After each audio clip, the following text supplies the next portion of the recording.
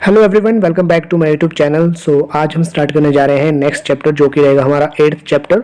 इससे पहले हमने 7th चैप्टर जो है वो ज्योग्राफी सीरीज का कंप्लीट कर दिया है। तो वो वाली वीडियो अगर आपने नहीं देखी है तो वो वाली वीडियो भी आप देख सकते हैं।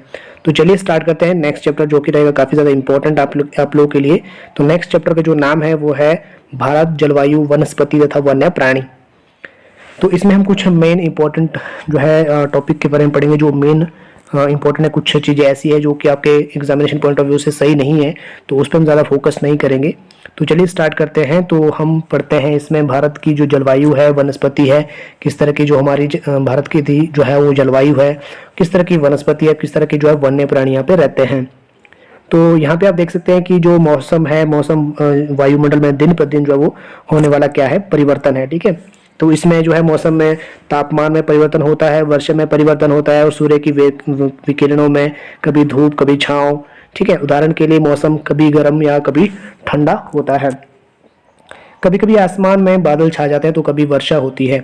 आपने ध्यान दिया होगा कि जब बहुत दिनों तक मौसम गर्म रहता है तो आपको जो है उन्हीं वस्त्रों की क्या पड़ती है, आवश्यकता पड़ती है। ठीक है, आप खाने पीने में जो है ठंडे पदार्थों को पसंद करते हैं। इसके विपरीत ऐसे भी दिन होते हैं जब आपको उन्हीं वस्त्रों के बीच ठंड लगती है, ठंडी और तेज हवाएं चलती है। इन दिनों आप गर्म चीज़ें खाना पसंद करते हैं। ठीक है, तो ये सारी चीज़ें जो है वो चेंजेस होते रहते हैं मौसम में।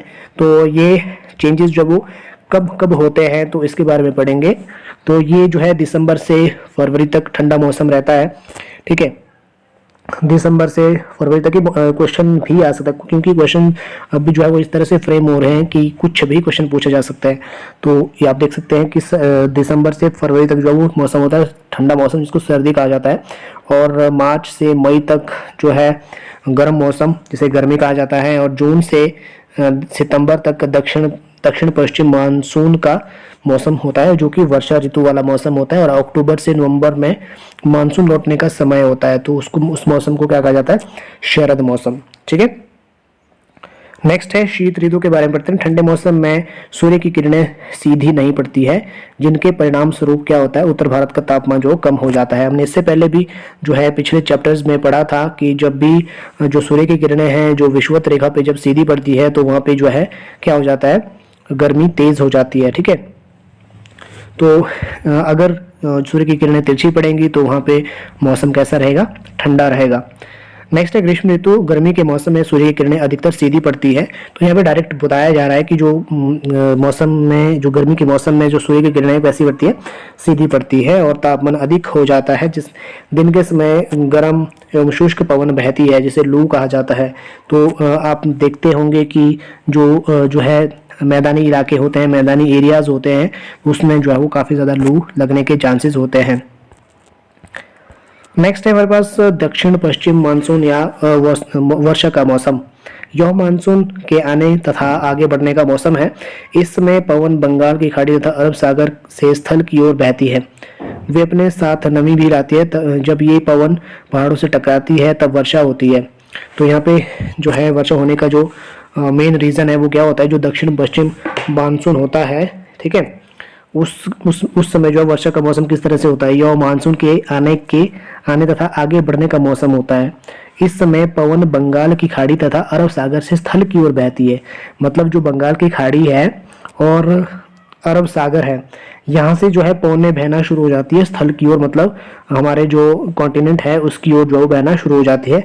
वे अपने साथ जो है नमी भी लाती है। ठीक है, आर्द्रता लेके आती है। जब ये पवन पहाड़ों से टकराती है तब वर्षा होती है। ठीक है, तो जब ये पवनें जो है पहाड़ों से टकराना शुरू कर देती है तो इनके बीच घर्षण होना शुरू हो जाता है, और तब से जो क्या हो जाती है, वर्षा होना शुरू हो जाती है। मानसून के लौटने का मौसम या शरद ऋतु। अब यहाँ पे हम मानसून के जो है लौटने का मौसम पढ़ लेते हैं कि जब भी मानसून आता है तो किस तरह से जो है मौसम में परिवर्तन होते हैं। तो मानसून के लौटने का समय जो है, इस समय पवन स्थल भागों से लौटकर बंगाल की खाड़ी की ओर बहती है। ठीक है, तो इस समय क्या होता है, जो पवनें होती है, जो हवाएं होती है, वो स्थल भागों से लौटकर क्या हो जाती है, बंगाल की खाड़ी की ओर बहती है, मतलब वापस आ जाती है। तो यह मानसून के लौटने का मौसम होता है। ठीक है, इसको मानसून जो वो खत्म जब होता है तो उस समय ये इस तरह की स्थिति होती है। भारत के दक्षिण भागों में, विशेषकर तमिलनाडु तथा आंध्र प्रदेश में इस मौसम में वर्षा होती है। ठीक है, जब मानसून वापस जाता है तो विशेषकर जो तमिलनाडु का एरिया है और साथ ही साथ आंध्र प्रदेश का एरिया है, तो उस समय क्या हो जाती है, मौसम जो है वो शुरू हो जाता है, मतलब वर्षा शुरू हो जाती है। किसी स्थान पर अनेक वर्षों में मापी गई मौसम की औसत दशा को जलवायु कहते हैं। तो यहाँ पे भी एक क्वेश्चन बन सकता है कि जलवायु किसे कहते हैं, कि तो किसी स्थान पर अनेक वर्षों में मापी गई मौसम की औसत दशा को क्या कहा जाता है, जलवायु कहा जाता है, राइट।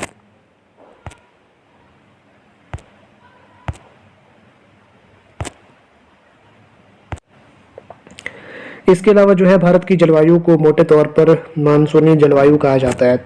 तो जो भारत की जलवायु है उसे क्या कहा जाता है, मानसूनी जलवायु। मानसून शब्द अरबी भाषा के मौसम से लिया गया है, जिसका अर्थ होता है मौसम। जो मानसून शब्द है वो अरबी भाषा में उसको क्या कहा जाता है, मौसम। तो जो ये मौसम है हिंदी शब्द नहीं है, सबसे बड़ी बात ये है, ये हिंदी शब्द नहीं है, इसे जो है अरबी भाषा के मौसम से लिया गया है, जिसका मतलब क्या होता है, जिसका अर्थ होता है मौसम, राइट। भारत की स्थिति उष्ण कटिबंध में होने के कारण अधिकतर वर्षा मानसूनी पवन से होती है। भारत की स्थिति जो है उष्ण कटिबंध, उष्ण का मतलब जहाँ पे गर्मी भी होती है, जहाँ पे सर्दी भी होती है, मतलब जहाँ पे सूर्य की किरणें जो है वो आपके तिरछी होती है, और एक समय में वहाँ पे गर्मी भी होती है और दूसरे समय में क्या होती है, सर्दी भी होती है। तो होने के कारण अधिकतर वर्षा मानसूनी पवन से होती है, ठीक है। तो जब मानसूनी हवाएं जो है स्थल की ओर बहती है तो उस समय जो है मानसूनी जो पवनें होती है वो अपने साथ क्या लेके आती है, वर्षा लेके आती है। और भारत में कृषि वर्षा पर निर्भर है। भारत में जो कृषि है वो किस पर निर्भर है, क्योंकि वहाँ पे कृषि काफ़ी ज़्यादा की जाती है, तो ये वर्षा पर ही निर्भर होती है। अच्छे मानसून का मतलब है पर्याप्त वर्षा तथा प्रचुर मात्रा में फसलों का उत्पादन। तो ये कहा जाता है कि जब मानसून सही होता है, अच्छा होता है, तो उस समय जो है फसलें भी सही हो जाती है, राइट। किसी स्थान की जलवायु उसकी स्थिति, ऊंचाई, समुद्र से दूरी तथा उच्चावच पर निर्भर करती है। अब यहाँ पे स्थिति की बात की जाए तो स्थिति जो है, जलवायु की जो स्थिति होती है वो किस पर निर्भर करती है, जो स्थिति है वो करती है किसी स्थान की जलवायु, उसकी स्थिति, उसकी ऊंचाई, उसकी समुद्र तल से दूरी कितनी है तथा वहाँ का जो उच्चावच है वो कितना है। और इसीलिए हम भारत में जलवायु में जो है वो क्षेत्रीय विभिन्नता का अनुभव होता है।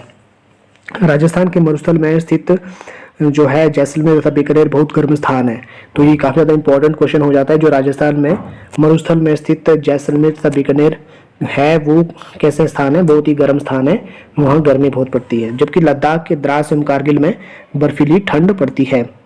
तो जो है जो लद्दाख है उसको जो है इसको कहा जाता है ठंडा रेगिस्तान भी से कहा जाता है, कोल्ड डिजर्ट भी कहा जाता है, ठीक है, कोल्ड डेजर्ट भी कहा जाता है। एवं कारगिल में बर्फीली ठंड पड़ती है। तटीय क्षेत्र से मुंबई तथा कोलकाता की जलवायु मध्यम है, वे ना ही अधिक गर्म है और ना ही अधिक ठंडे। समुद्र तट पर होने के कारण ये स्थान बहुत अधिक आर्द्र है, मतलब आर्द्र मतलब नमी वाले हैं, राइट। विश्व में सबसे अधिक वर्षा मेघालय में मौसिनराम में होती है। तो काफ़ी ज़्यादा इंपॉर्टेंट ये जो है क्वेश्चन हो जाता है। जो विश्व में सबसे ज़्यादा जो वर्षा है कहाँ हो जाती है, विश्व में सबसे ज़्यादा वर्षा होती है मेघालय में। और ये मौसिनराम भी कई बार क्वेश्चन में जो है आपके पास ये क्वेश्चन में मौसिनराम भी आता है या फिर मेघालय भी आता है। तो मेघालय में ही मौसिनराम है, तो ये मेघालय में मौसिनराम में होते हैं। जबकि किसी वर्ष राजस्थान के जैसलमेर में वर्षा होती ही नहीं है, ठीक है। तो एक ऐसा स्थान भी है जहाँ पे वर्षा होती ही नहीं है किसी वर्ष, तो वो है राजस्थान के जैसलमेर में, right. Moving on the next topic which is प्राकृतिक वनस्पति।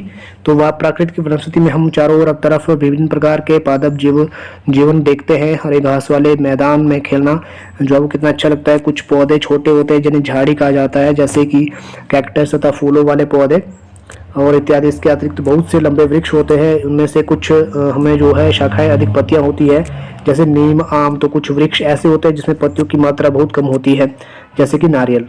घास, झाड़ी तथा पौधे जो बिना मनुष्य की सहायता से उपजते हैं उन्हें प्राकृतिक वनस्पति कहा जाता है। प्राकृतिक वनस्पति वो वनस्पति होती है जो अपने आप ही उग जाती है, मतलब मौसम के अकॉर्डिंग जो है जो भी वर्षा होने के बाद जो भी पौधे या फिर झाड़ियाँ उग जाती है उसे प्राकृतिक वनस्पति कहा जाता है, ठीक है। तो प्राकृतिक वनस्पति में आप भूमि परत वनस्पति आप ये भी देख सकते हैं, जो इस तरह के पेड़ होते हैं ये प्राकृतिक वनस्पति में आते हैं। उनकी ऊंचाई 60 मीटर तक हो सकती है। क्या आप भी कभी यही सोचते हैं कि ये एक दूसरे के किस प्रकार भिन्न है? अलग अलग जलवायु में अलग अलग प्रकार की वनस्पतियां पाई जाती है। इनमें वर्षा की मात्रा सबसे महत्वपूर्ण होती है। जलवायु की विभिन्नता के कारण भारत में अलग अलग तरह की वनस्पतियां पाई जाती है। हमें वनों की आवश्यकता क्यों होती है? वन हमारे लिए बहुत ही लाभदायक है। ये विभिन्न कार्य करते हैं। पेड़ पौधे ऑक्सीजन छोड़ते हैं जिसे हम सांस के रूप में लेते हैं तथा कार्बन डाइऑक्साइड को ग्रहण करते हैं। तो ऑक्सीजन हम पौधों से ही लेते हैं, ये तो जो है सबको पता ही है। और साथ ही साथ कार्बन डाइऑक्साइड हम जो आप क्या करते हैं रिलीज करते हैं। तो पेड़ पौधों की सब जड़ें मिट्टी को बांध कर रखती है, इस प्रकार वे मिट्टी को अपरदन को रोकते हैं। तो इससे क्या होता है, मिट्टी का जो अपरदन होता है उसको रोकने के लिए जो जड़ें होती है पेड़ पौधों की, वो काफ़ी ज़्यादा जो है महत्वपूर्ण भूमिका निभाती है। तो आज हम यहीं तक जो है पढ़ेंगे। नेक्स्ट मिलेंगे नेक्स्ट वीडियो में, तब तक के लिए बहुत ज़्यादा धन्यवाद आपका।